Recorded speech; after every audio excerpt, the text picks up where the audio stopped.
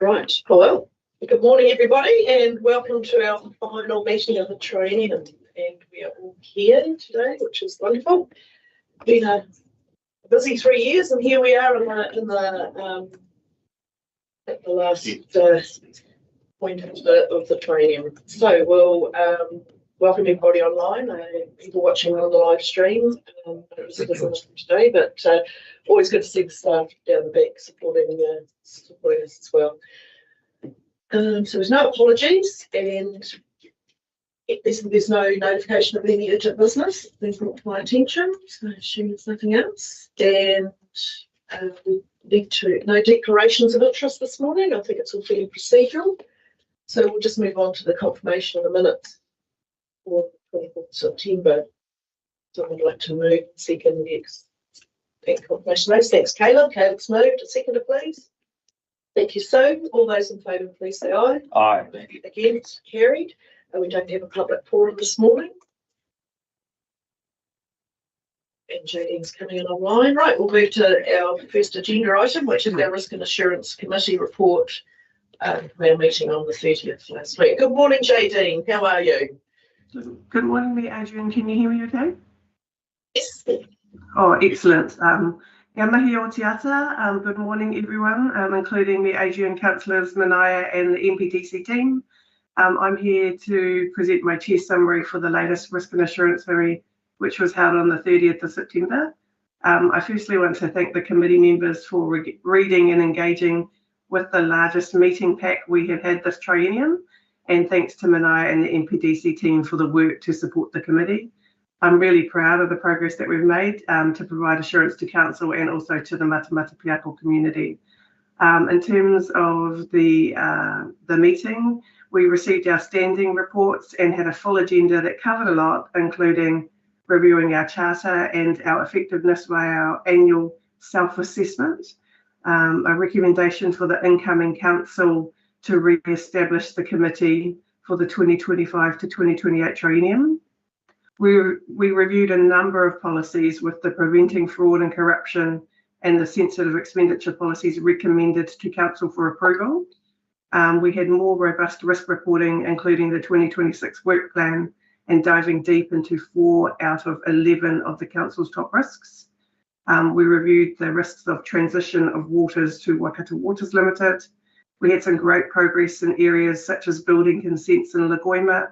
And although I would love to be here to recommend the adoption of the 2024-2025 annual report, despite the hard work by the MPDC team in collaboration with the Audit New Zealand team, unfortunately that's not the case. And I'm sure Manaya will provide more in-depth coverage of this in another agenda item. I welcome any comments or questions through you, Mayor Adrian. Kia ora. Thank you, Nadine. You've summed that up well. Are there any questions for Insurance team? Caleb. I just want to thank JD for her service as the chair of the Risk and Insurance Committee and to congratulate her on the new directorship. Oh, thanks, Caleb. Yes, it is. There are no lights on, JD. I think, yes, really do want to acknowledge your efforts. It's been wonderful having you as our independent here and this term, because I think we have definitely lifted our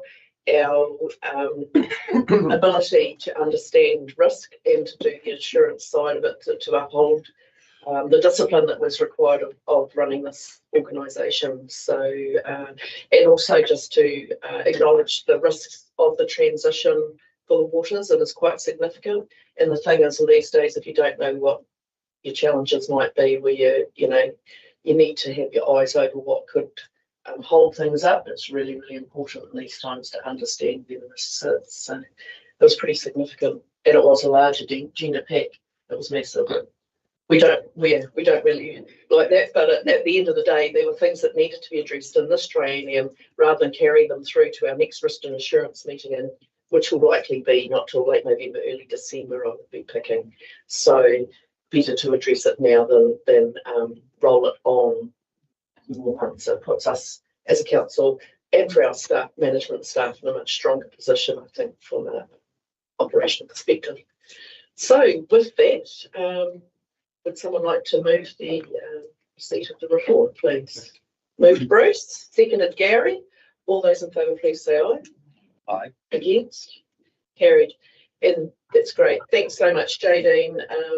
Yeah, we'll wait and see what happens in a few days. Good luck to Touch anyway. you. Bye. Thank you. Thank you. For item 7.2, I think everyone's joining. Just it was our Matamata-Piako forum meeting yesterday, and James and I were obviously in attendance. It was quite procedural, and just wanted to summarise. There was just that we've got a new member on the Matamata-Piako forum, a representative from Ngāti Tamatera. Arama, some of us already, Kevin, you'll remember Arama from, used to be a councillor of South Auckland a few years ago. So she is now at the table as a Matamata-Piako forum member, a Tamatera Mora Hauraki. They don't actually have a presence, but they claim Matamata-Piako in our district. We also, just a number of agenda items, obviously the draft resilience strategy, and there was some really good, did we put in this, the words that they used? Yes. The whakatauki. Down the bottom of down the bottom. 7.3. So, excuse my pronunciation. Kawara I koe whakamaru marurua, whakamurua ko te mea. Close? Not close enough.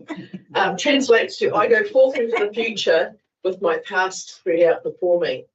I think that was quite a nice way of looking forward, reflecting on the past and looking forward. So it was a well discussed agenda item. Obviously, the dog control bylaw, the land transport bylaw, the things that are coming through to us, the district plan and the RMA update.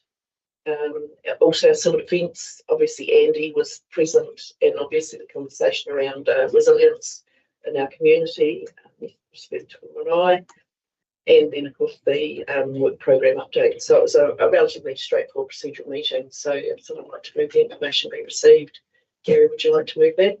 And a seconder, Kevin. All those in favour, please say aye. Aye. Against? Carried. Thank you. And yes, online. Okay. So item 7.3 is our policy review for the liability management policy and investment policy. Good morning, Lania. Good morning, Council. So today we are asking you to approve some changes to our investment policy and liability management policy. I guess the key driver for this is obviously our transition to Waikato Water's done well. We're hoping to transfer our debt to them within the next year. So we need to be targeting some shorter term debt, which will put us outside our policy for this short transition phase. So so PwC have looked at our policy and have recommended some changes just to help with this transition period. So any questions on the policy changes proposed? Yes, so this was just as part of our risk and assurance agenda. So, and you'll note in Jadine's report that recommend approval of adopting this. Because it has been recommended by. Yeah, it's been yeah. So, are there any questions? No. Would someone like to move that the report be received and we adopt the revised liability management policy and revised investment policy? Moved Bruce, seconded Kevin. All those in favour, please say aye. Against? Carried. And we'll move on to item 7.4, which is again Lania, your approval of the short-term debt strategy and liability management policy.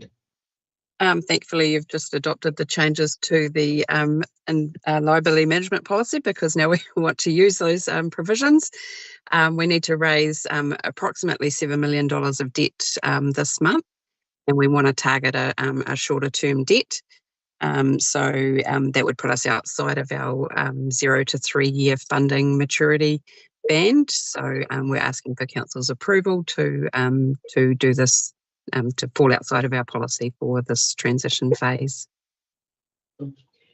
Yeah, so it obviously relates to our orders structure. Move James Thomas, seconded James Sainsbury. All those in favour, please say aye. Aye. Against, carried. Thanks, Lania. Right, thank you. Through. Item 7.5 is now with Ken. Thank you. Good morning, Ken. Come on up. Just the adoption of fraud and corruption policy and sensitive policy. Thank you, and good morning, Council. So look, the agenda I think is fairly straightforward on this matter. This is something that went through the Risk and Assurance Committee last week. And essentially, actually, in terms of the cover of the report, says that any changes sought by the committee will be advised at the council meeting. What has actually happened is we managed to actually capture the very few changes that the Risk and Assurance Committee made, and those actually came through in the agenda. So the two attachments, the two policies, actually do incorporate the changes that were asked for by the Risk and Assurance Committee. Just backtracking just slightly, and certainly won't labour this, but I do describe in the cover report that these are cornerstone policies. Cornerstone in the sense of being really fundamental to maintaining public trust and confidence. That's what I describe these policies are as. The fraud and corruption policy, very much based on the Ministry of Justice fraud and corruption policy framework. That was recognised as a good practice in this space. And the sensitive expenditure policy, very much based on Office of the Auditor General good practice guidance. They put out quite a comprehensive document, and the sensitive expenditure policy leads on that. These policies have been through executive review, they've been through staff consultation process, and of course the endorsement by Risk and Assurance Committee last week. So presented to you today for your adoption. Happy to take any questions. Yeah, and you would have seen Chair JD's report come through by email yesterday, and just for items, it was item 7.4 in our Risk and Assurance meeting last week. We were more interested. We sort of some of the wording, rather than reduce fraud, respond to fraud. Obviously, the policy should avoid it, but you end up responding to it. And probably a key one for myself was sensitive expenditure, was the mayoral fund expenditure be included to the Risk and Assurance Chair review, because there wasn't any belt and braces approach to that fund, although I'm sure that prudent, but there needed to be some eyes over it to keep us all safe, because the reality is a lot of this work is also about keeping staff safe. So if there's any further conversation or questions, so obviously the Risk and Assurance Committee recommended approving this one as well. So I'm happy to. So Sue, you're happy to receive the report, and having noted the recommendations from the Risk and Assurance Committee, Council adopts the updated fraud and corruption policy and the updated sensitive expenditure policy. Moved Sue, seconded Sharon. All those in favour, please say aye. Aye. Against, carried. Thank you. Thanks, Ken. Good piece of work. Okay, we have next item 7.6. And you covering that one for us, Sandra? I believe now I might still be walking across the road because we're going a little bit quick, but I can cover it. Morning, elected members. So we've obviously got Lania online as well to cover this report. So this is about your annual report. So obviously we've already had a wee bit of an update from JD. So the purpose for today is to provide you with an update of this annual report, the audit process, and we are presenting the draft and unaudited annual report and summary at this stage for the current council to hopefully recommend to the incoming council for adoption. Earlier this year, we signed off our formal milestone letter. This was to lay out a timeline for completing certain milestones to try and enable a pre-election adoption. It was always going to be really, really tight timeframes, and as Audit New Zealand noted, any delays would impact on the planned adoption.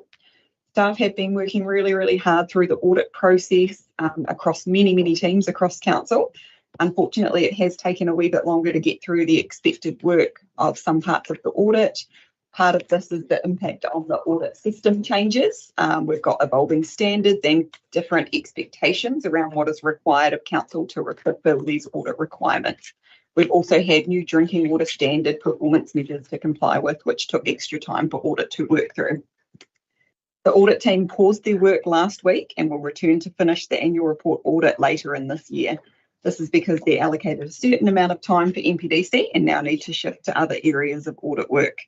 There will be a cost impact for the delays in the audit process, as additional audit time will be required to close out the work. The indications that we currently have is that audit are around about 95% complete. All of the really big things have been done and ticked off, but a few smaller bits and pieces remain. These will be picked back up in November. We are now working with Audit New Zealand to plan an alternative adoption date. This is now tentatively scheduled for mid-December for the new incoming council. With this in mind, we're asking council to recommend option number 2, the annual report as circulated be adopted by the incoming council, including any changes recommended by audit and any updated disclosure requirements and respective material events after balance date. This will give the confidence to the incoming council that the content of the annual report reflects the current financial year situation. Legislation requires that the annual report be adopted by the 31st of October, so this new timing will mean a statutory breach of our adoption date. There is no penalty that arises from this, nor will it result in a qualified audit opinion. Nonetheless, it's not where we'd hoped we would be, and we'd always strive to meet our legal obligations. Staff will be working with the audit team to review the implications of this and to look to ways to improve the audit process going forward. At the Risk and Assurance Committee last week, it was requested the CEO report back to the committee on that review. Finally, Audit New Zealand issued an interim opinion back in July. They plan to issue a final report to council prior to adoption and we'll circulate these to the new council and discuss it with the Risk and Assurance Committee if that is reformed following the elections. Whether Lania's got anything to add online, otherwise we're happy to answer any questions.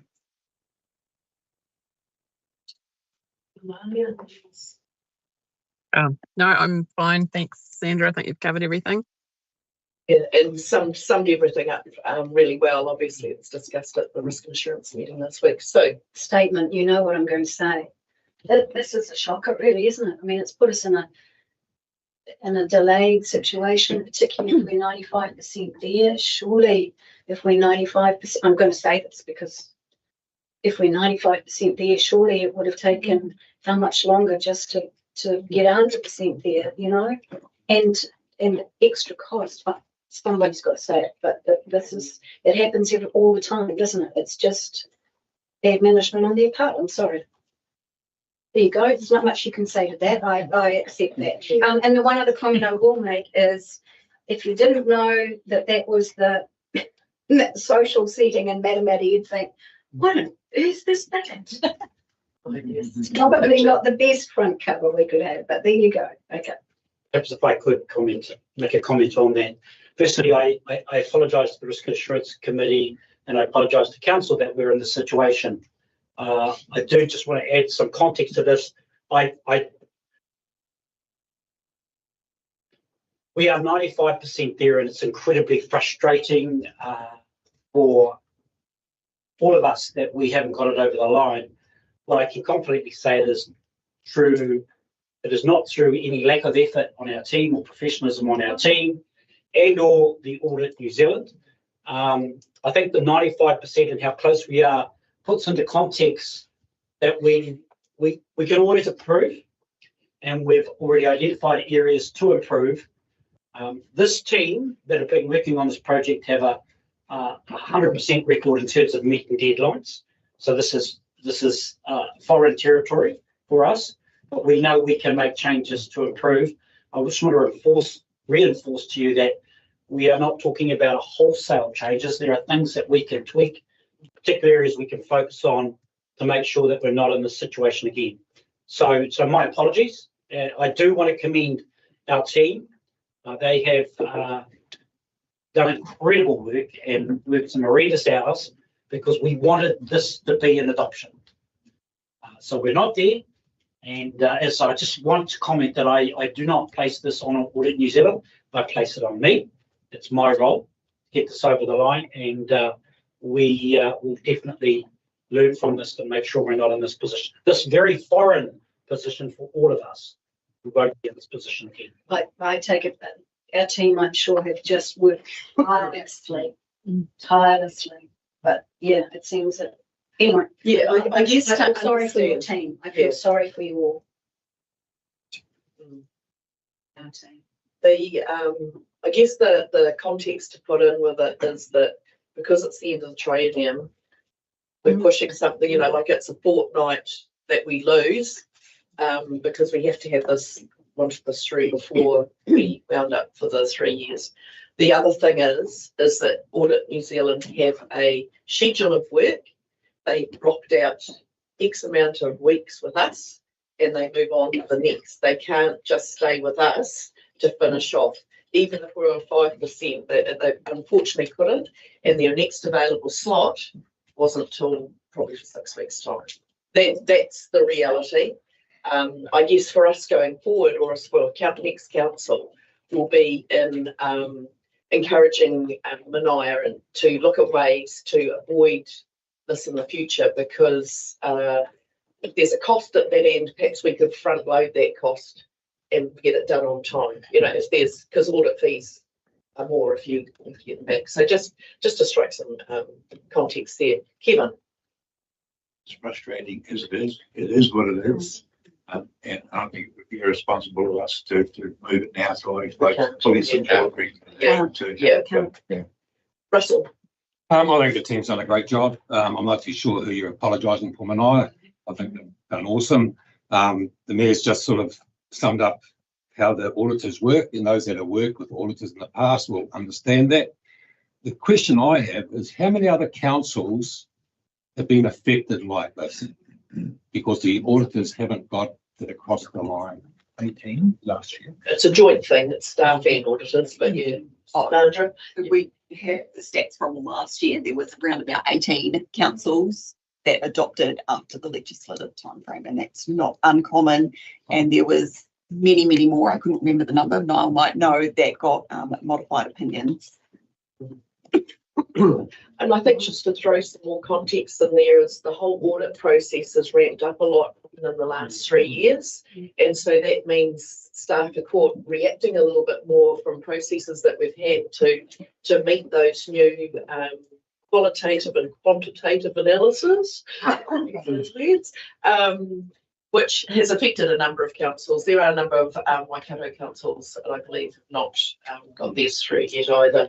The best part is we're 95% there, not in a bad position, and we can, as a council, recommend the new council adopt it because we have done that. Just quickly from my point of view, did we get caught up on anything that we, got?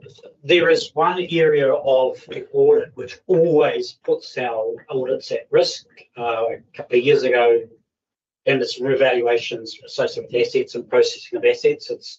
It is a big piece of work. It was identified as a risk early on, and we thought we had got there. We thought, in fact, the team done an amazing job to position everything in the way that we expected the audit would run. So that's our primary area of focus for next year. I think look, in these processes, there are things we can control and things we can't control. We cannot control audit, and we shouldn't. What we can control is what we do and how well we do it, and that is what our focus will be on.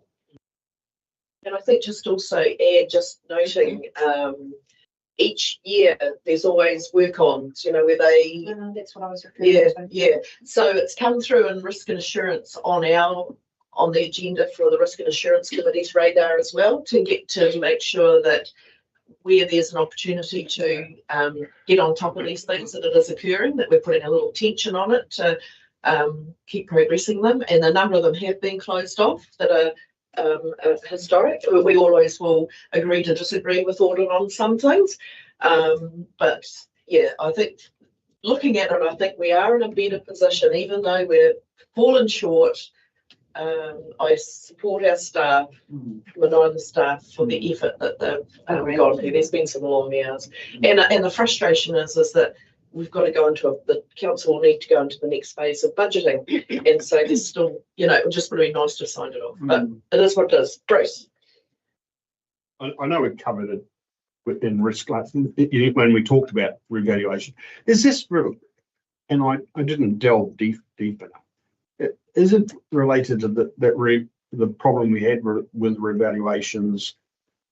With the revaluations being delayed? A couple of years ago, they were delayed. The revaluations. No, not that issue. Nothing to do with that issue. Nothing. Completely different. And it's the revaluations are one aspect of the asset. There's also capitalising work, etc. Well, look. It's okay. It's all in that. I just wanted to Get your head around it. Can I just comment, and I should have made this comment in respect to the Risk and Assurance Committee because of why the agenda was so big. I think there were 32 recommendations from previous annual reports and LTPs from memory. And that agenda was so big. One of the reasons why that agenda is so big is I think we cleared 10 of those items by that meeting. And there were 14 in substantial progress, and a number of the other items actually related to our LTP. So we don't clear them until the next LTP. So just a tremendous amount of pride in the team, this whole team, and people who are not here. We've been focused. There's a degree of professionalism in this team, which is I'm very proud of, and we are the ones that are in pain because we never got this over the line, but these are the things that motivate us to improve. We don't want to be here again. You shouldn't be in pain. It's just the frustration at the end of the day, but it is what it is. So would someone like to move option 2? Moved Caleb, seconded Gary, that we receive the information and council recommend the incoming council adopt the annual report and annual report summary for 24-25 following the local elections, and that council acknowledges the annual report and the annual report summary may be adopted after the statutory deadline of 31st of October 2025. I think we can say will be rather than may, but yes. Yeah, it will be. I think that's the thing, but we have to put may, right? All those in favour, please say aye. Aye. Against? Carried. Thank you. Frustrating, but so close and yet so far. Well done, guys. Yeah. I think it's still in a better position there. Like overall. Right. So we're jumping right ahead. So we will move into Anne and the 7.7, the draft climate change, climate resilience strategy. Okay, I'm just going to send the delivery. Thank you. Thank you, Madam Chair. Morena koutou. So presenting this morning the draft of the climate resilience strategy. We're just circulating the mihi to be inserted. So the full name of the strategy is Manaaki Whenua, Manaaki Tangata, Matamata-Piako Climate Resilience Strategy 2026 to 2036. It's just a draft at this stage for your consideration today and seeking Council's recommendation of the strategy to the incoming Council for review, any further review and adoption for public consultation. Since you last saw it, the strategy has been circulated to Risk and Assurance as part of a deep dive into one of the top risks on climate change, ineffective response to climate change, and then was presented to Te Mana Whenua Forum yesterday, where I believe there was a good discussion, particularly around the mihi, and the forum endorsed the strategy and the mihi. So happy to take any questions. Questions? Yeah, I mentioned it before about the go forth into the future with our past laid out for us. We'll learn our lessons from the past. So Of course, we're living in such a modified environment over this time too. Any comments? Any questions? Gary? Just the passage that's written in the notes. It's one. Yep. Did it change? I thought it was that. You look at the risk and assurance plans. Or what's written. That's the risk and assurance, the ones we got given this morning. That's from the risk and assurance. Yeah, but I'm on the draft. Oh, sorry. P94. No, sorry. Yeah. For the forum endorse the strategy and the meeting. Koeira e koe whakanui. So the one I heard yesterday was Thornbury. Thornbury. Thornbury. That's what I heard. Yeah, and yeah, because that's what so there is a change there, isn't there? Because that's what I referred to in the Matamata-Piako forum just before, isn't it? It's as Te Mana Whenua Forum endorsed it, so I think I may not have got the full whakatauki this morning, unfortunately, but I will make sure it's exactly what was endorsed yesterday. The discussion yesterday was really just around the interpretation. That's right. Yes. Going from Te Reo to Yes. Just change the slides. Yeah.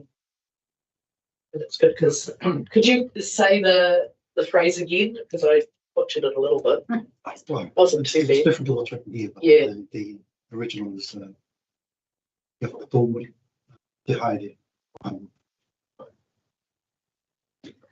So I think we've It's written correctly in yesterday's papers.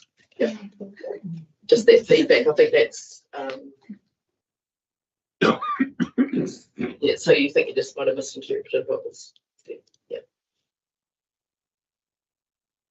there any other comments, Bruce? Well, I'm pleased to see when we look at the TMF, right? The Narangi explaining that it's to focus on preparedness for extreme events rather than climate change as a concept. I'm very pleased with that. Okay, I'll refrain from anything else. Yeah, and I guess this is the narrative, right? Is what is the outcome that we're seeking is to keep our people and our properties safe, make good decisions around our planning and for any future weather events. Excellent. So well said, Bruce. No other comments? Well, it's pretty straightforward then. We've obviously this has been we've been gone through. We had the working group with thanks to James and Kayla who were on the working group with Whenua representatives, Rangi and Andrew. So some good dialogue there to understand. Kayla. Firstly, to Kelly and Anne, thank you very much for your teamwork and support in this. I'm happy to move the recommendation as it is written in front of us.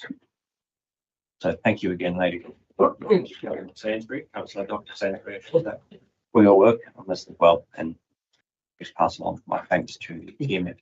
Okay, I'm going to move over. Can I have a seconder, please? Thank you, Sharon. All those in favour, please say aye. Aye. Against? Carried. Move forward into the next training with a process. Yeah, the future. Okay, we've got the team in. We're running well ahead of schedule. 7.8 is the decision on plan change 61 national planning standards and other measures and approval for national extension applications. Good morning, Fiona and Carolyn.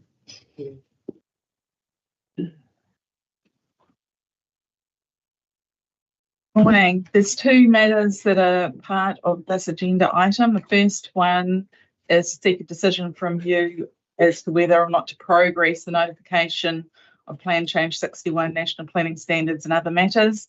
The second is seeking your endorsement to seek 2 exemption applications because of the moratorium on council-driven plan changes. You'll see there's 5 recommendations there. If it's okay, I'll take the background as read. I'll just move to the issues and discussions part of the agenda item.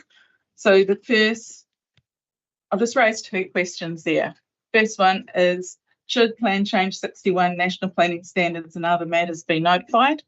And the second one is, does the council support an exemption application to the Minister for Plan Change 49 and Plan Change 65 minor technical matters? In respect of the first question outlined there, that because of the notification of the new Amendment Act, the obligation to comply with the National Planning Standards ceases to apply until the 31st of December 2027. And there's a new section in the Act which stops both the mandatory and discretionary directions of the National Planning Standards.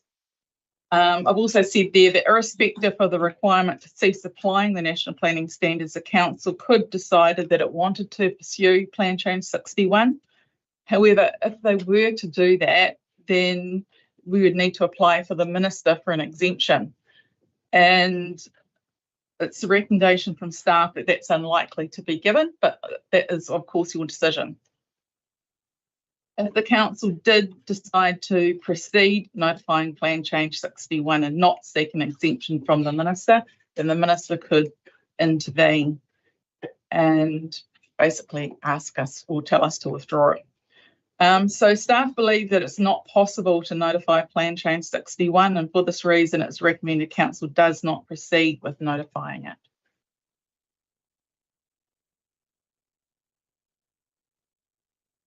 And then the next decision is seeking approval from you to proceed with two exemption applications, one for Plan Change 49 Waharoa and one for Plan Change 65 minor technical matters. And I've outlined on the page sort of following that we've identified 7 matters that we think would be worthwhile pursuing in terms of an exemption application.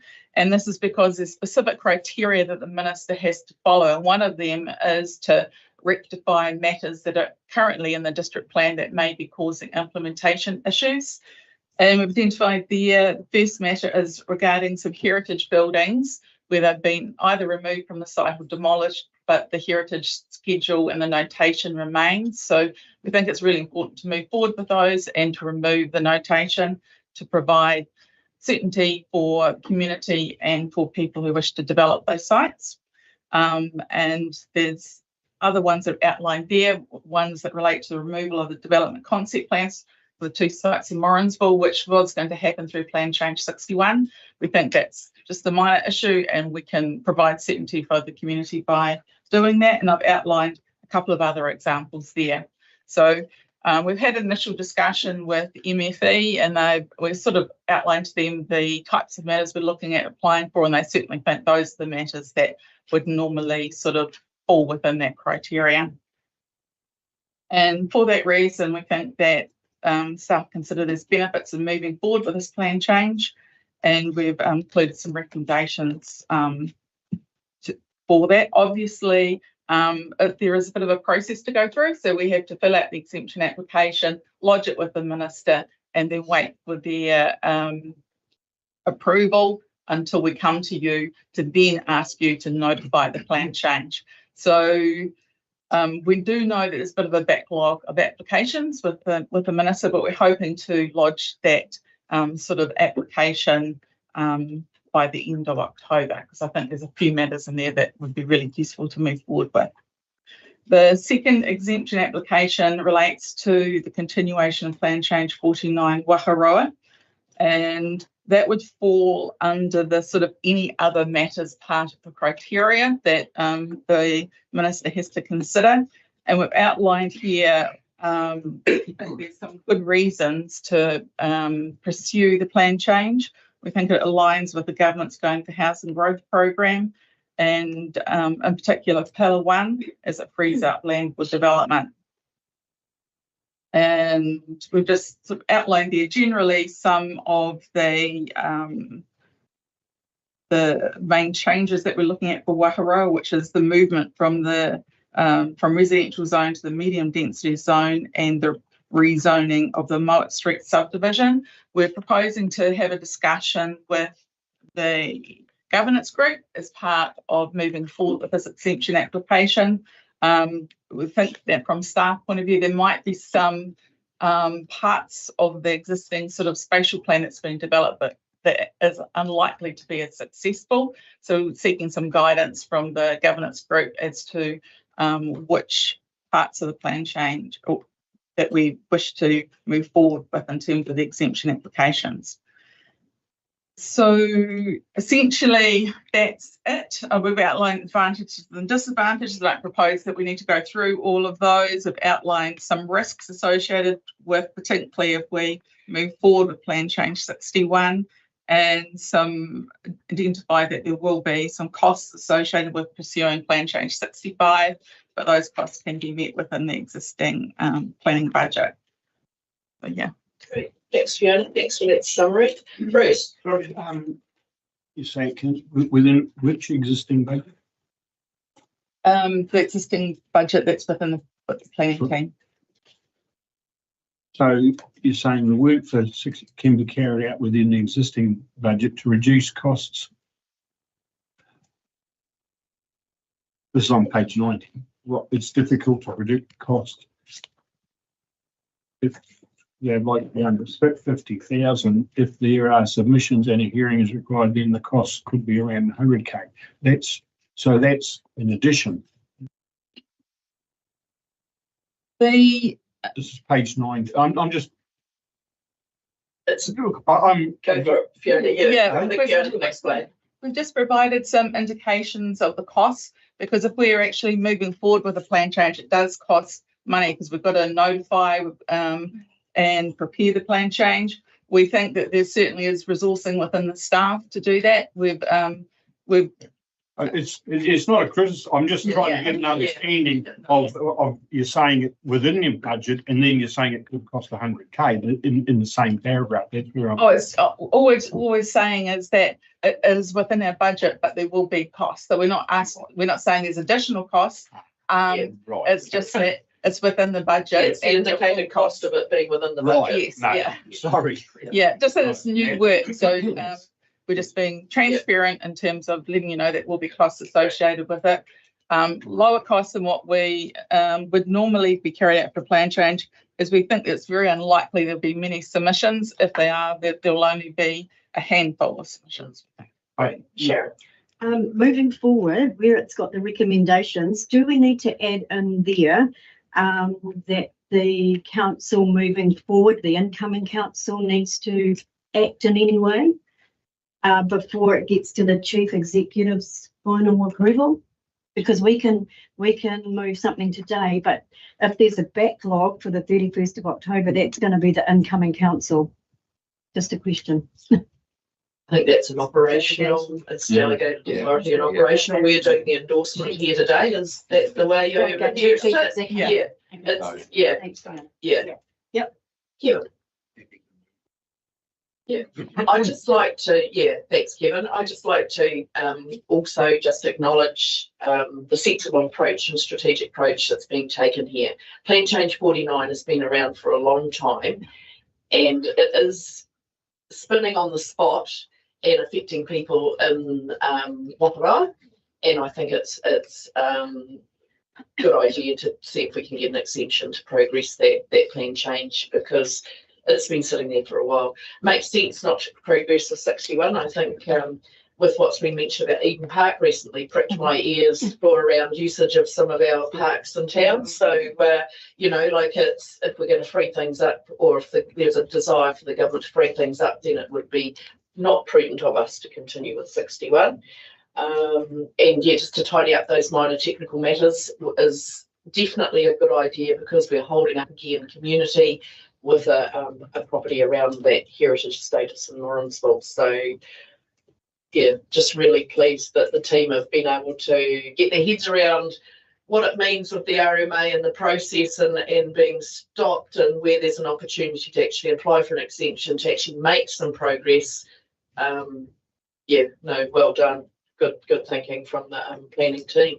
So Kevin has moved 1 through to 5, and Sue is seconding it. I'll put the motion. All those in favour, please say aye.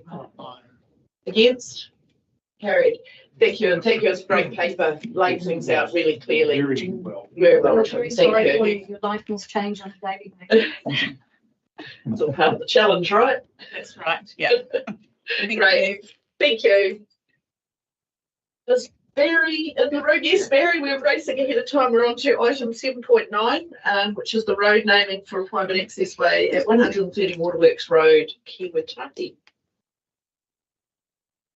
Good morning, Barry. Good morning. Kia koutou. Good morning, everybody. Have I got time to sit down? Okay. So just to clarify, a 6-lot rural residential subdivision at Waterworks Road. Preferred access way name is Occupy Lane, and has approval through the street register checks and LINZ verifications, and private access way costs are on the developer. Happy to take any questions. Is that the where the wedding venue is, where the wolf shed is? Actually, I don't know. It's at 130 Waterworks Road, which is, I don't think it's the wedding venue. The wedding venue is on the top of it. So it's not, it's only 1.3 up, right? And it's on the right hand side. It's a big flat. I had to look at it. Oh, there we go. Okay. Yeah. But I mean, I'm happy to move that anyway. That's fine. Yeah, it looks like a quite a, given that the lots are all going to come off that one access road, is probably a good safe access way. It makes sense than the two front lots coming off Waterworks Road, that they'll come off that access lane full off the one entrance, which is good for work.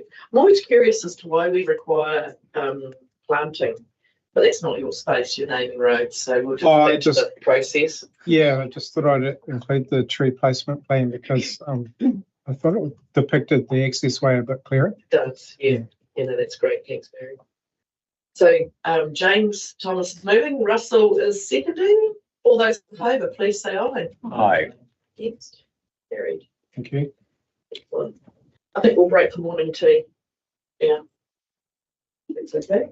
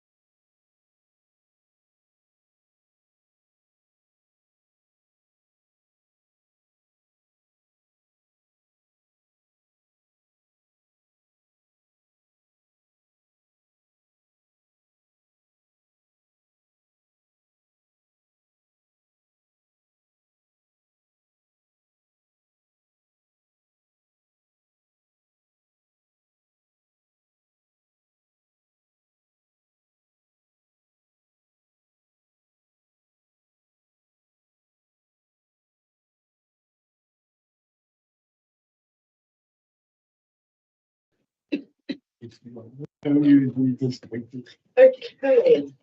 so now we'll move on to item 7.10. That's the dog control annual report. And we've got Ryan and Bex with us this morning.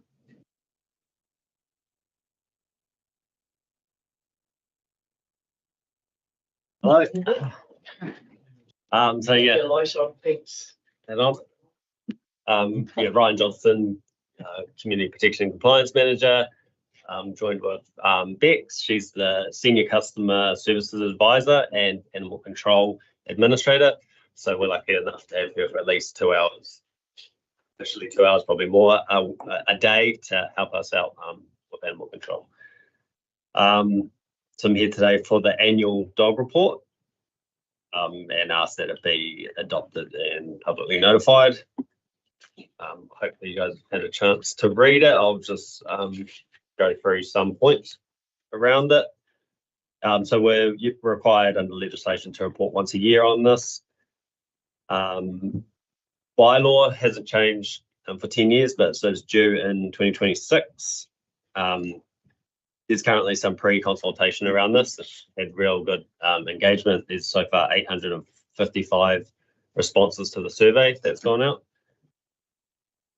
So we employ 2 animal control officers, 24/7 response, after hours allied security will pick up dogs for us. We operate the pound. The response times under the long-term plan have all been met. It's pretty much an hour for anything that's happening at the time, and anything reported, so delayed, is at least the next working day.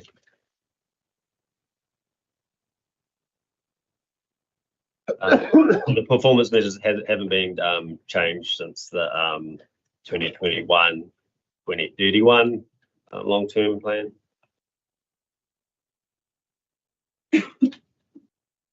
You might notice that under the funding now, that with the registrations going up, we're 100,000 better off for the taxpayer.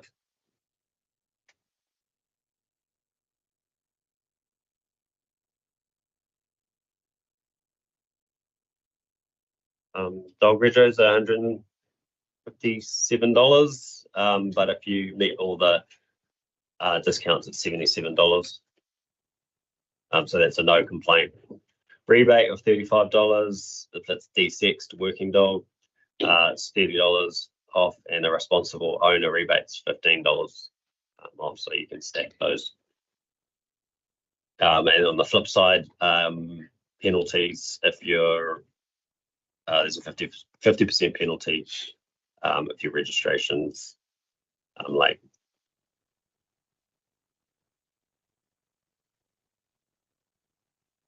Similar number of dogs registered from last year, 5,576. With last year was 5,509. Then there's just some information around the classified dogs and disqualified dog owners, infringements.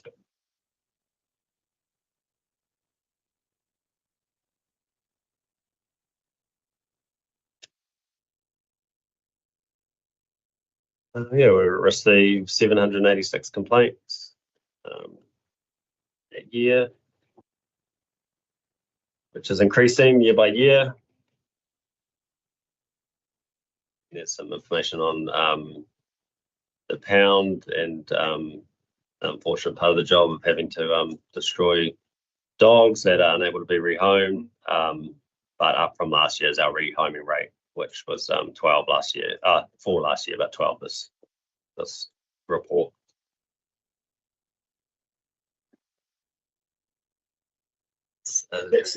Michelle, yep. Yep. So I was just going to say, pretty good on the unregistered. Not an awful lot that were unregistered. Yeah. Which is great. That's good. And I know, yeah, Jane, you go. Oh, I was just going to say, funding side of things. Yes. Yeah, 17%. I just calculated it's a 17% ratepayer subsidised. So, you know, it's, and yeah, we've made a difference by putting the fees up. And we did create a bit of brewery there for a while, but when you bring all the discounts in, and the reality is people are complaining about dogs more.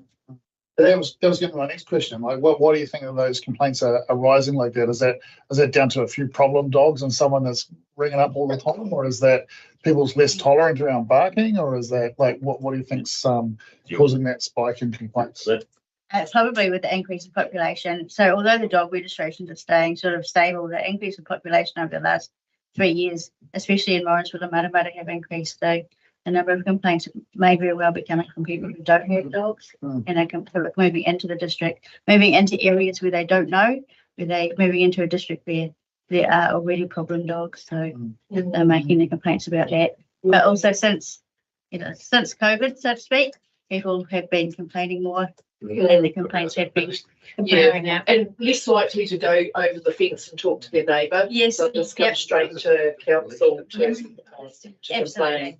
And I guess the challenge is with a lot of dogs, and I know that a few that have come my way, is that people have dogs and they go out for the day, and people living around there have dogs barking because nobody's home, and that seems to be quite a common thread that comes through, and that's where people moving into an area and dogs barking continually. It's sad, but good to hear that you were able to rehome 8, 12 dogs. That's because pretty tough when you've got to euthanize an animal. That's sad. Most of the dogs that come into the town aren't rehomeable. And that's the other challenge we face. It wasn't nice. We had a field trip. That's what's sad. Yeah, it is sad, but they're not in a state to be rehomed. Actually, that was really good there, going out, taking the stuff. Councillors out for £200 just to see what it looked like, and that's before Steve retired. I think just appreciate also what happens with stock as well. This isn't just about this is the dog one, but you've got animals on roads. A lot of communities will push animals in a gateway somewhere, fortunately, but there are times when council gets notified of those too. No, it's a thorough report, and like we said, the putting the fees up was definitely if it was 212,000, that's 0.5% on the general rate, basically. Yep. So it's up. We've got to find 50 more places to do that. Yeah.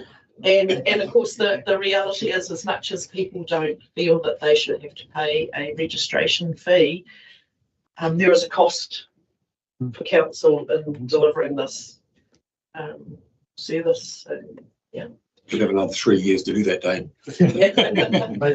Hopefully. So Bruce, you've got a question or a comment? No, just a comment that the public involvement in this was, you say 800 and something?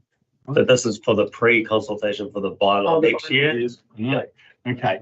And so we had full consultation for Waikato Waters, and we had 28 or something. Yeah, amazing. Correct. There's a lot of Two babies.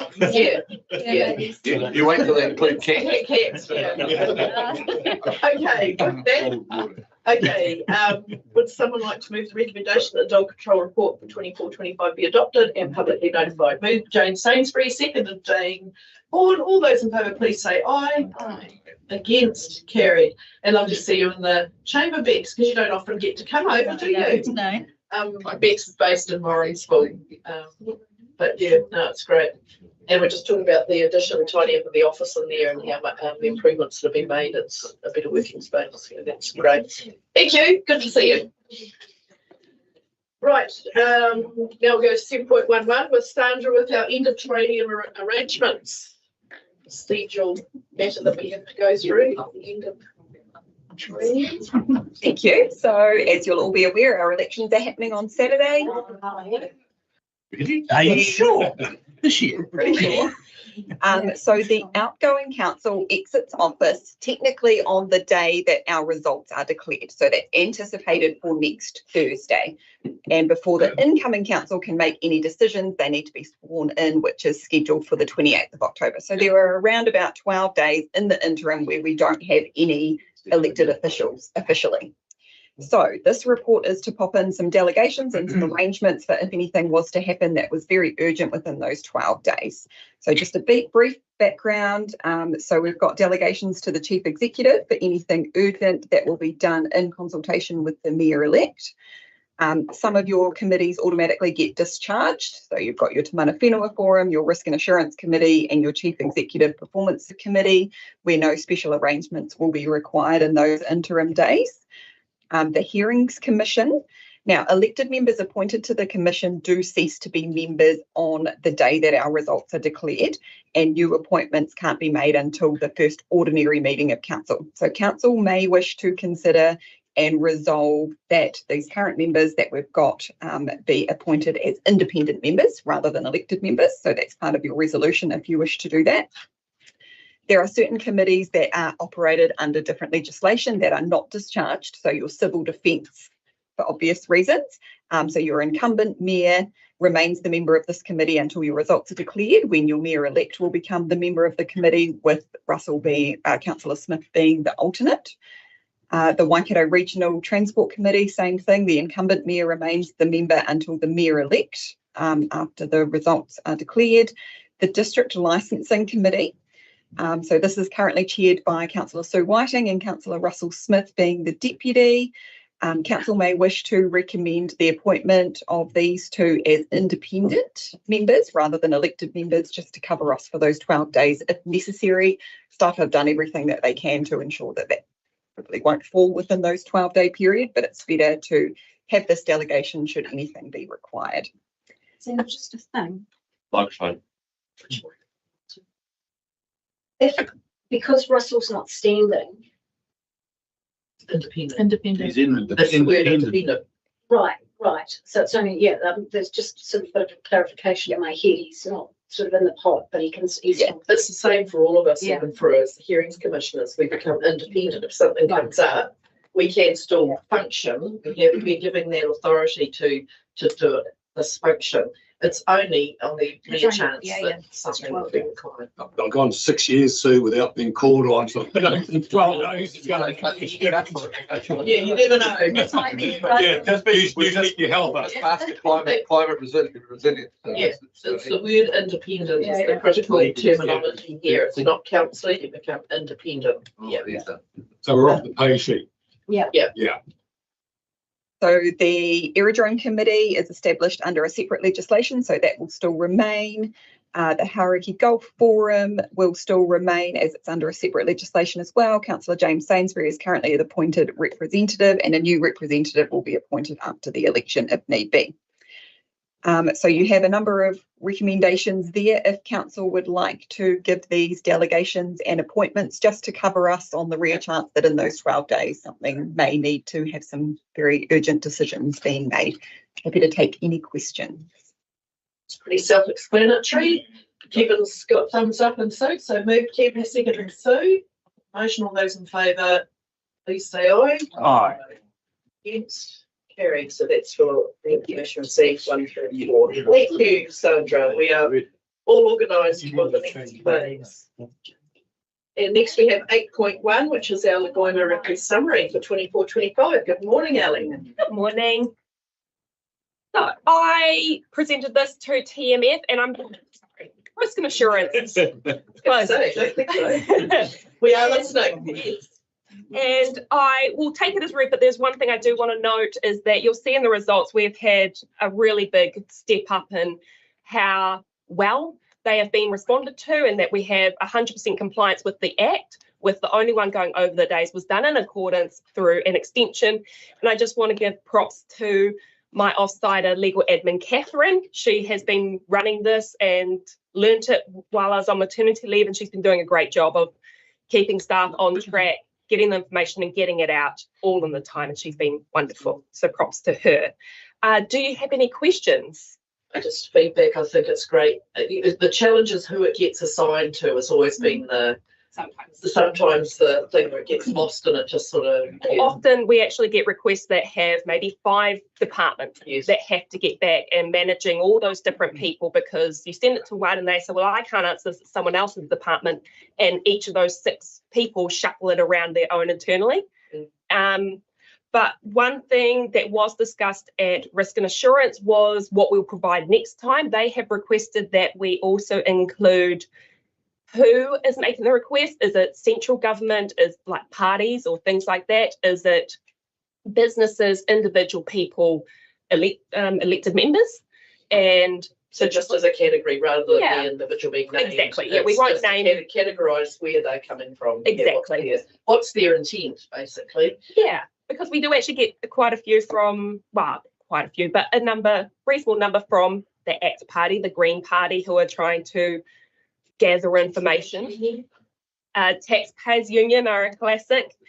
And they also, Risk and Assurance also asked about the timeframes, the amount of staff time, who is doing it, what teams are doing it, and things like that. So we'll be putting together a more comprehensive going forward to provide further details about Lagoimas that we're receiving.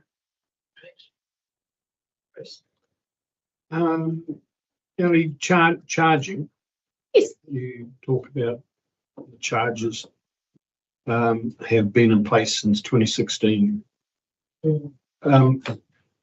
So we haven't changed since then. We can't. They're set by the Ombudsman, so we're required to follow their guidance.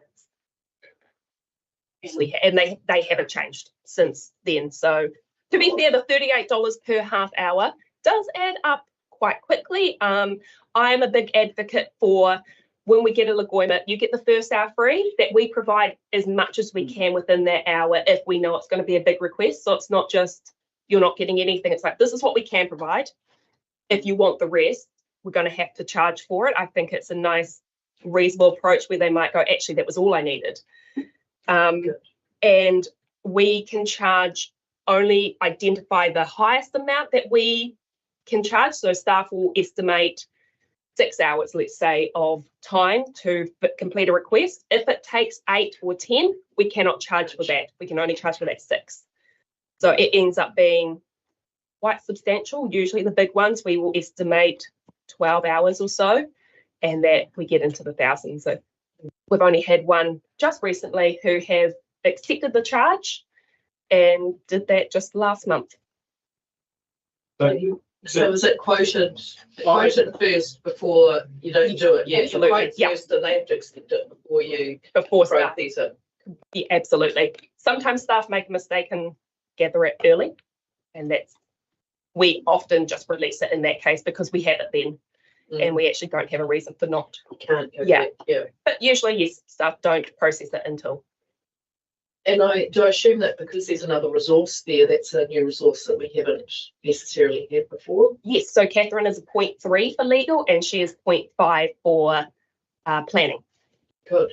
So this is the thing, it's adding the capability. We have to, in order for us to perform the tasks that we are required to do, we need to have the capacity and resourcing to do it. And people don't always appreciate that's on the rates. You know, but at least we can charge back for Lagoimas in that sense. But there's still an administrative cost, there's still resourcing there of staff.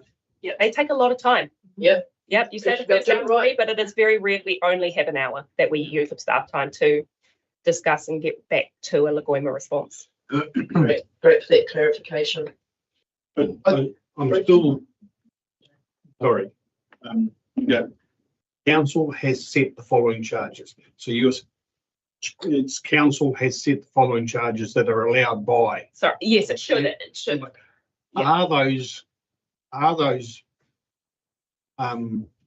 under what we would like to charge now? Would we charge more if we could? Most probably. Right. It should, you're quite right, it should actually say council has set the following charges in accordance with the guidance from the Ombudsman. Absolutely. I can't remember if I read it somewhere or not, but in the last year, 94 requests, how many of those actually followed through? How many of those followed through? Like, because I read somewhere in there that it said that a lot of them, when they say there's going to be a charge, they drop off. That is often what happens. Yes. So how many of that 94 might have? I mean, just off the top of your Oh, head. so no, that includes anyone that sent it in and then dropped off. Those are included within those numbers. Yeah. So how many did you actually have to follow through with when there was 94 requests came in? I would hesitating a guess, probably at least 90 to like. Oh, wow. It would only be a couple that we tend to charge for that drop off. Right. More often than not, we can release information free with no issue, or we say that's large, it's going to incur a cost. Can you please redefine the request? Otherwise, we'll have this cost incurred, and they usually narrow the scope. Oh, yeah. Yeah. Great question, Jane, because you can.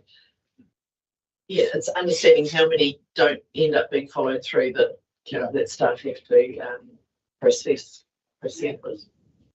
I just am surprised in this day and age we only got 94 because everybody seems to be complaining. You know, it seems to be a lot of. Yeah, and let's be Lagoimas everywhere. Yes, and let's be fair, this doesn't include ones where the request might go through records directly to staff because they're just asking something small. We can't capture everything. Technically, any request is a Lagoima and is captured under the Act, but for efficiency's sake, if it is just a why is my water charge this, it goes to finance. They just answer it and they process it. Yeah.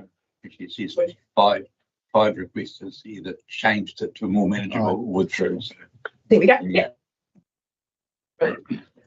Somewhere, but Okay, so someone like to move the recommendation that the information be received and that we provide feedback. So I guess the feedback might be is that the charging be in accordance with the Ombudsman's guidelines, just for clarity. Tell the Ombudsman to get real. Yeah, well, I guess the thing is here is that we haven't set the price or the fee. It's in guidance of the Ombudsman. So I think that's worthy to add that feedback in.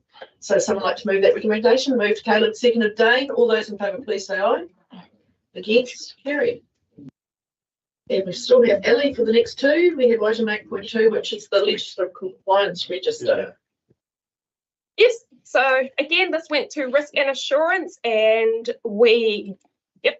and what we would previously do is we send through the whole everything that staff have amended or changed. What has we become compliant with? What have we always not been compliant with?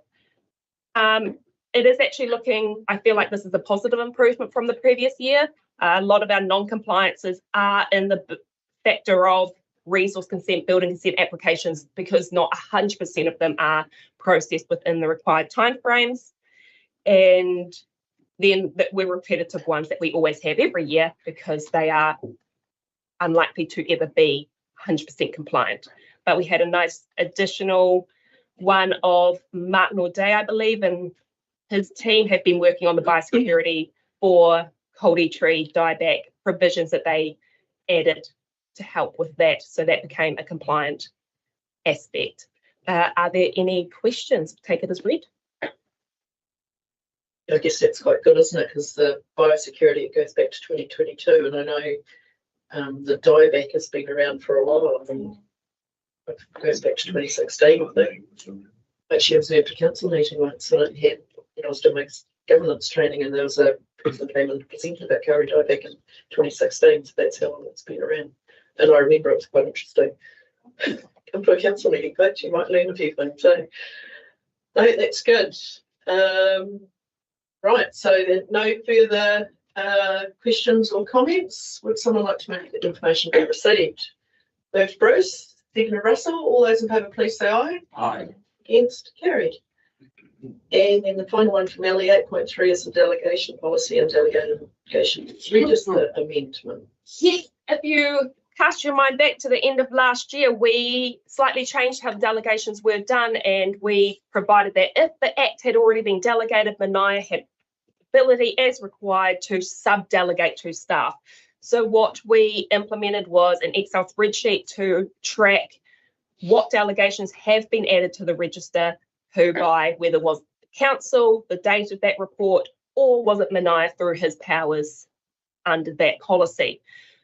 and it's been working really well. We are continuing to work on this, and we do have a system that Catherine and I are setting up at the moment by inputting all of our delegations that will be available, where Ellie and I are looking to roll it out end of this year, coming into the new year to staff, and that will provide more reporting data, and it is also updated quarterly by a legal firm, which is really cool because it means we'll be able to maintain our compliance a lot easier, because they will identify new acts, legislation, regulations that are coming into force that we need to be compliant with, and we will be able to identify, have a look at them, come to council if there are delegations that need to be made, and we can assess them on that basis, which would be really helpful to us. Are there any questions?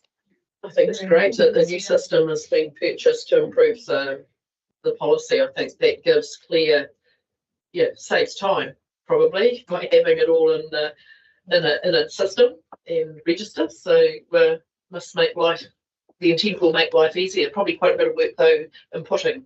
It's a lot of information to input, and it will make it easier for staff to find their own delegations, their team's delegations. There's a searchable function to find who has what and under what things. So yes, very helpful. I guess a lot of councils would use this program, would they? Yeah, it's relatively new, set up by Elgin, and there are around 8 to 10 other councils, I think, at this point that are on board, and more to come, I believe. More getting included each time. Yeah, great. Okay, so would someone like to move that the information be received? Moved Dane, seconded Gary. All those in favour, please say aye. Aye. Yes, carried. Thanks, Ellie. Thank you. It's good to see some systems, some progress and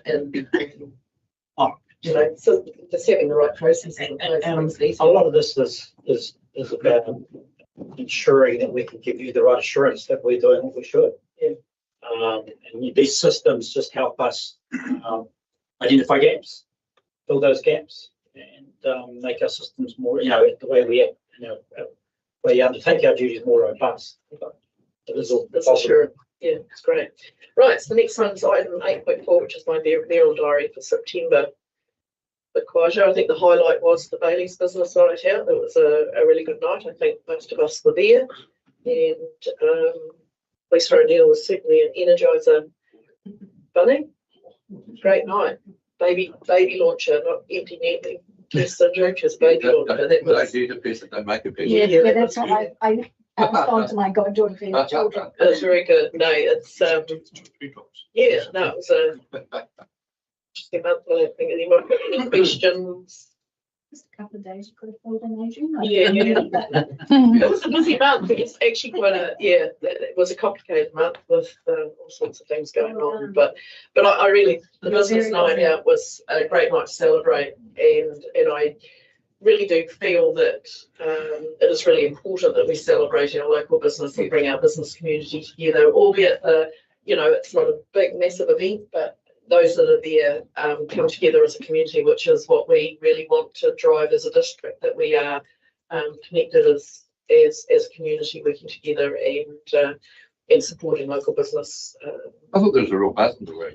I know some businesses, it's tough for some businesses at the moment, but I don't know, I felt that there was real positivity. Some good news stories, wasn't it? Yeah. And always good to shine a light on some new businesses. I know there's a couple in Te Aroha here, and I've been up and bought some pieces from the new business, and good people doing all right. So long may that last in our district.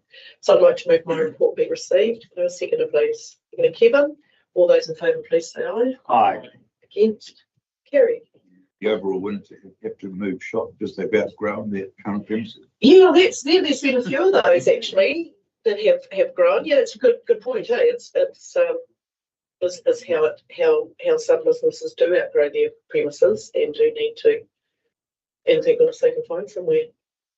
Right, item 8.5, just our final item for our final meeting is just the recognition of service for outgoing councillors. Obviously, it's the outgoing councillors that have I know they are making their own decisions. it's always one of those challenges that we face, those of us that stand for re-election. But yeah, just obviously here to acknowledge Councillor Sarah Jane Bourne, Peter Jager and Russell Flynn.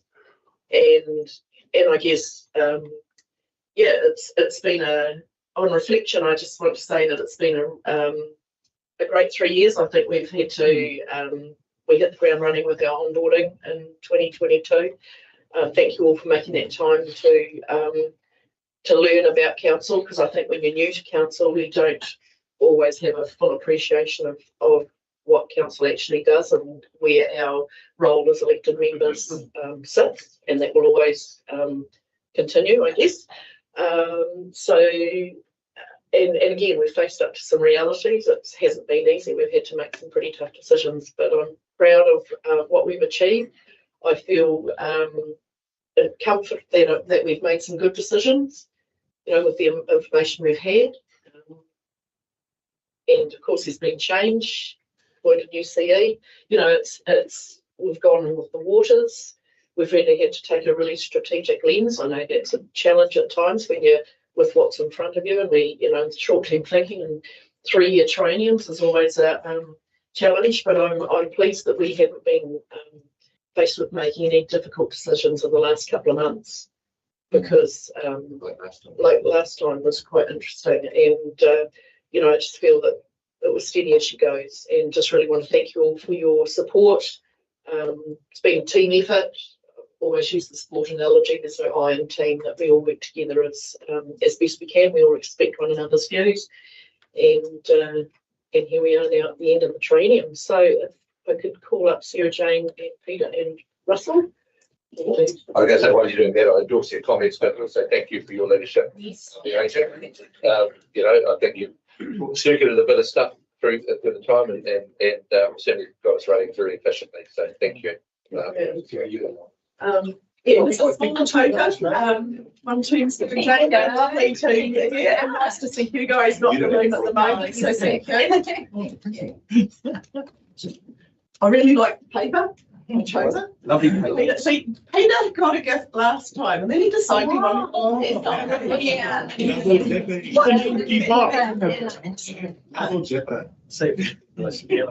Yeah, sure. Thanks. That's a little something. Thank you. And for Russell, Courier parcel that we intercepted. Thank you, Russell, for 6 years of service as a councillor, and he did 5 years with civil defence, and so he was looking for this certificate. It actually was sent, and we intercepted it, because apparently he told me it went to the Matamata office, funnily enough. And we intercepted it, so we'll hand it to him here today at our meeting, because he has represented us in the civil defence space for the past 5 years, so it's beyond this training. So thank you, Russell, so much for your effort, and been great working with you. And yeah, so I'll let you all have a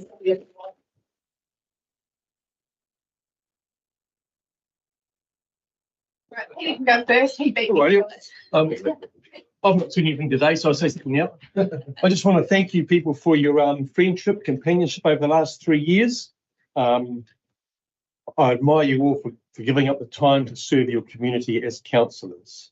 Way back in 2007, I was deputy principal of the college, and Mari Kidd, who's since passed away, bless her, she said, "Why don't you stand for council?" I thought, well, I can't, because I work full-time at the college. And so with the blessing of the Board of Trustees, I gave up every Wednesday, lost a bit of pay, and came and served as a councillor for 12 years. And I really enjoyed those years, and part of that was building the event centre. And that was, you know, and as a bonus of being on council, a bit of an insight into how things work, getting that done, so it was really, really good. And then 6 years ago, I sat here and probably similar sort of meeting, deciding not to stand again. And during those 3 years, I thought, well, I sort of missed it a little bit. And so I put my name forward and got elected, you know, 3 years ago. But I was one of the youngest back in 2007 on council, but 18 years on, that's not quite the way, but I'm still not the oldest, you know, getting towards that. I guess in the last 3 years, I've enjoyed my time on council, not as much as the previous time. I don't know why that is. Could be an age thing, or perhaps no event. Changing of the times. Changing time, that sort of thing. We've got plans to head overseas. We're actually just throw it out there that we're going to Japan and Vietnam next week. It's sort of that in there by looking at your results and that sort of thing. So thanks again for your input. Thanks for being such wonderful people, and all the best with your results on Saturday. I hope you all do get re-elected. That's not me having that say. Thank you very much. I think a reflection of just what you're saying about your time earlier and now is the environment has changed significantly for local government in the last 6 years. It's it's it's an interesting, and it's in a changing time. Whereas those previous years were quite settled. There were shocks, you had the GFC and things like that, but it was a different time. I think the world has changed a lot in the last 6 years. You're all nodding, so I think that sort of sums it up, doesn't it? Yeah. Sarah Jane. That's right, Russell. You want to go Russell first? Unlike Peter, I won't be coming back in 3 years, I can assure you. I don't normally like these because I get pretty emotional.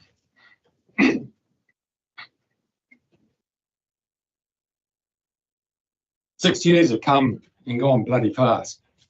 I won't have to question myself this time on the what if in this chapter of my journey called life.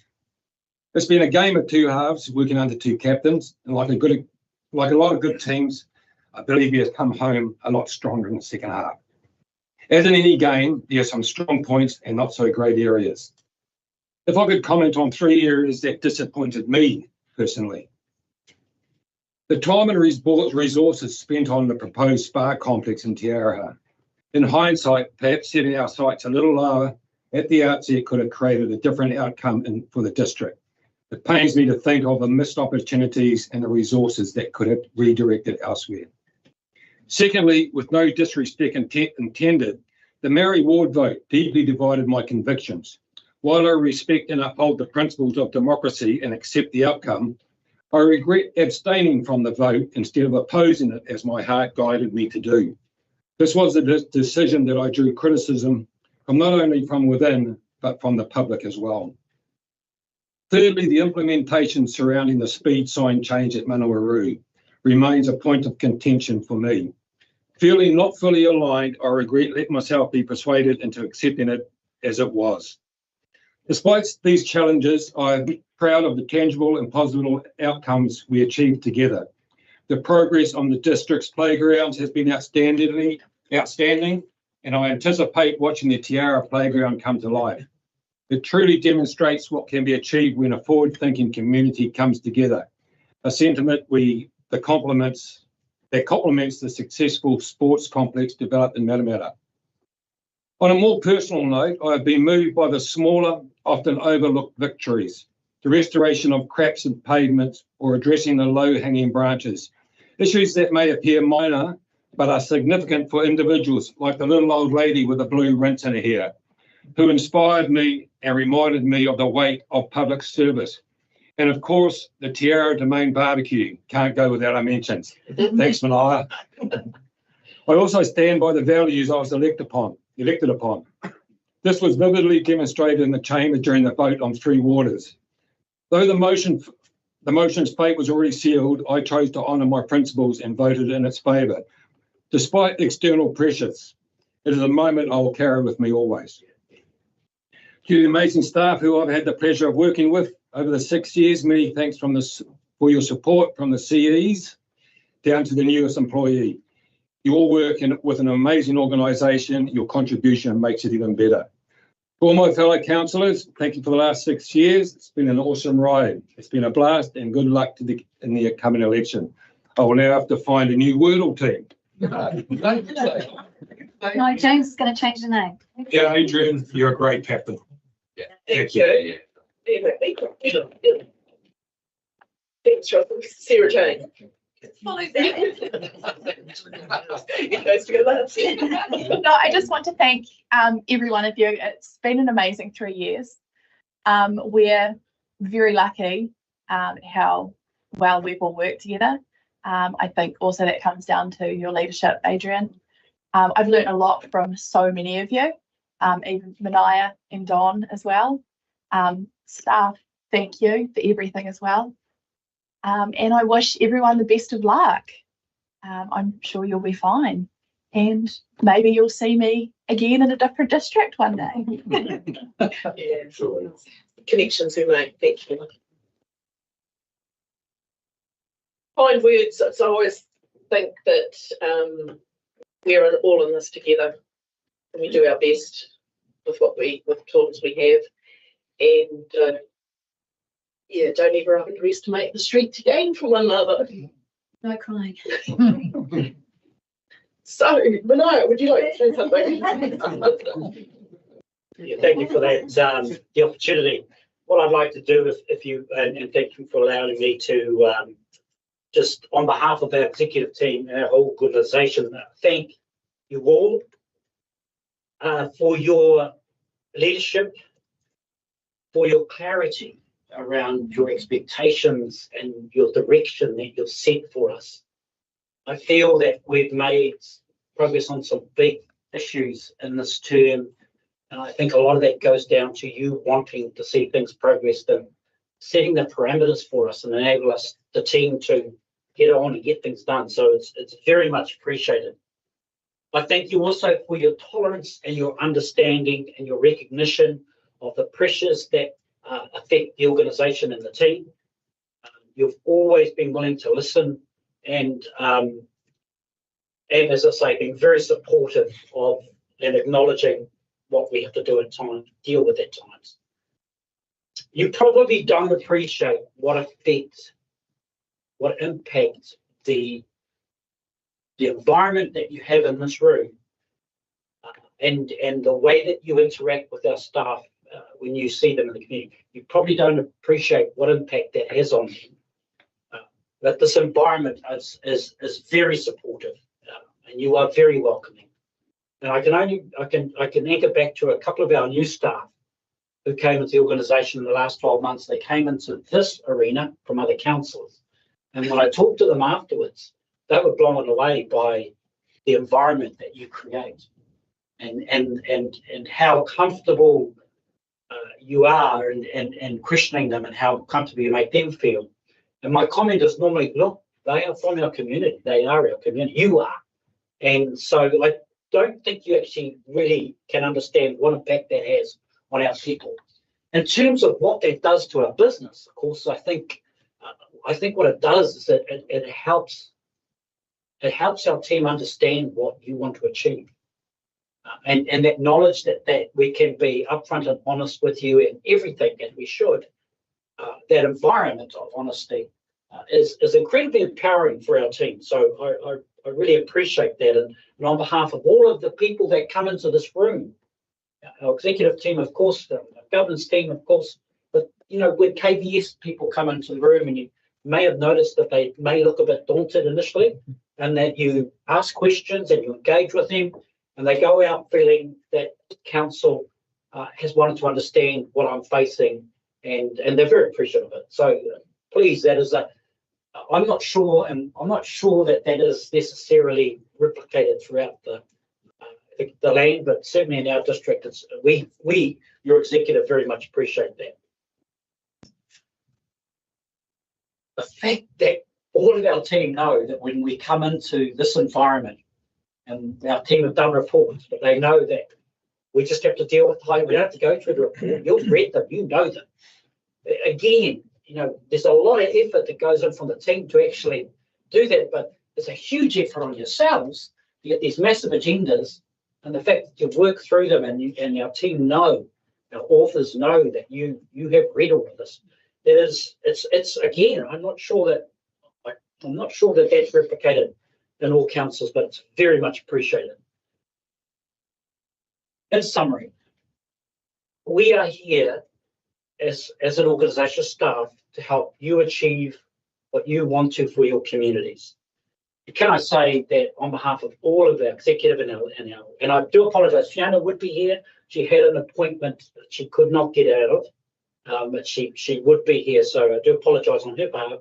But on behalf of our executive and our whole organisation, it has been an incredible privilege for us to work with you all, and it has been incredibly enjoyable. So thank you very, very much.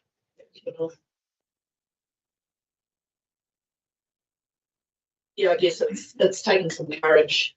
There's been times when we haven't had necessarily the courage other times, and I think we've had the courage this term because it's not easy. But and it's been wonderful. Like I actually got some chocolates yesterday and dropped off to mayor and councillors, and it is a Morrinsville card. But thank you for the awesome job you've done for Morrinsville in your current term in our street. And it just goes through. Could you please praise and thank our refuse recycling men? They're outstanding. No mess in the black and red bins. Fantastic. You know, I'm getting positive feedback about our refuse transfer stations. You know, we are getting positive feedback, and we need to celebrate those that praise with our staff because it reflects on us all. And we have had some good praise. You know, it's easy to focus on the negative stuff at times, and it can get you down. But yeah, things like these and a you know, just reinforces that our hearts are in the right place. People don't always agree with us, but they respect that our hearts are our community and who we serve, we represent and we govern. So with that, no further comments to be made, Kevin? Someone who is standing who may not be here again in a couple of weeks. Who knows? Who knows? Yeah. Gary's the only guarantee of this. Manaya's comments about us making the staff feel welcome. Many of us have been here for many years. I've been here since 2010 off and on, with a 3-year break as a community board member, and have watched the staff sort of grow up, but grow in stature and move through the ranks, you know, up through the tiers. And it's them making us feel comfortable as well, dealing with them. So it's a two-way street, you guys. Yeah. Thank you. And sorry, I know probably nothing. Just on, you know, I think the ones of us that are returning, hopefully we are. But I mean, I take your point, but I think we've had a culture of, you know, I think we've had a really good, strong culture in this council. I think my challenge is for those of us that are returning to make sure that culture continues. And I know people, obviously we're going to have a minimum of 3 new people around the table anyway. And I mean, it's just for us. People come in the door when they want to change the world, which is cool. That's great. That's human nature. But, you know, there are processes to follow. And there are frustrations around that process, but it is what it is. And I think, you know, we all have a responsibility to make sure that culture continues. Playing the ball, not the man. Yeah, correct. And I think, you know, we're allowed difference of opinions. That's great, but it's about how we have those different opinions and how we project that out into the community as well. So, yeah, that's my challenge to grow. Thanks, James. Well, with that, I'll now. Oh, Caleb. It's very nice. It's very kind words, Mania, to what you said about us on the Board of Governors. But I want to acknowledge you and thank you for your time as CE, as brief as it has been. I regularly receive comments about the new CE being an awesome, humble man, easy to communicate with, does his job well. And this is just from the public. This isn't from around the table here. And in all honesty, it's made my life a little bit easier because now I don't have to field the negative questions about the CEs or the staff. I'm only getting the positive questions and comments now. And so to acknowledge and to thank you for your service, and to the staff, thank you very much for all you've done. But yeah, it's very easy for us to sit here and make decisions, and it's not so easy for you. You just sit at your, or stand at your desk, I should say, and implement those decisions. So my sincere thanks for your time as CE. Thanks, team. Oh, well, with that, I will now declare our final meeting for the. Receive the report. Yeah, we better do that. Can I have a mover, please? Move, Caleb, second Dane. All those in favour, please say aye. Aye. Against? Carried. And with that, I will now declare the final meeting of our 2022 to 2025 triennium closed.